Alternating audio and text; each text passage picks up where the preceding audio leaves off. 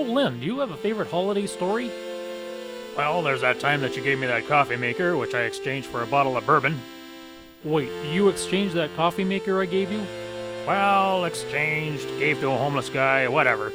Point is, that was a good Xmas. Yeah, right. By the way, I seem to remember that your gift to me was a burnt-out light bulb and a bumper sticker that read, "Wide load at the wheel." Oh yeah, never did get that thank you card. Yeah, well, thank you, stick it up your ass, whatever. Anyway, I have a great heartwarming holiday story to share, one that will warm the cockles of your heart. Does this involve the time you ate 86 gingerbread cookies? Lynn, one more fat joke and I'm gonna play billiards with that cue ball head of yours. You want to hear the story or what? Lay it on me, Santa's little hamburger helper. Well, as you know, on December 8th, 1980, John Lennon was assassinated outside his home in New York City. Good God, Gabe, this is the worst story ever. Bear with me, Lynn, it gets better. Anyway, back in 1968, Lennon had bought a house for his uncle and his two younger half-sisters. And when Lennon died, the house was still in his name, so his widow, Yoko Ono, did the only humane thing. She let the sisters keep the house? Oh, Lynn, you're such a schmuck.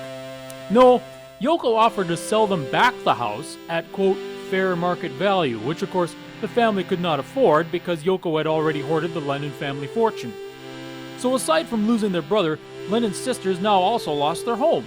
Well, that's just too monstrous to be true. I'm sure there's another side of the story. Yoko must have offered some explanation. Indeed she did, Len.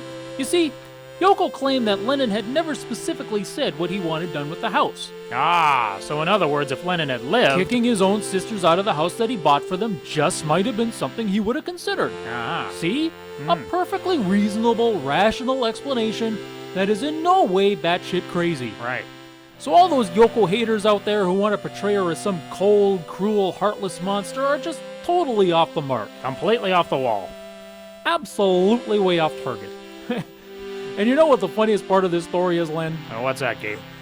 Well, it turns out, this is really funny, that Lennon, in fact, did express in writing his desire that his sisters keep the house. Oh, isn't that hilarious? Hysterical. But I have to admit, Gabe, that this doesn't really strike me as a heartwarming holiday story. What the hell about this is so heartwarming?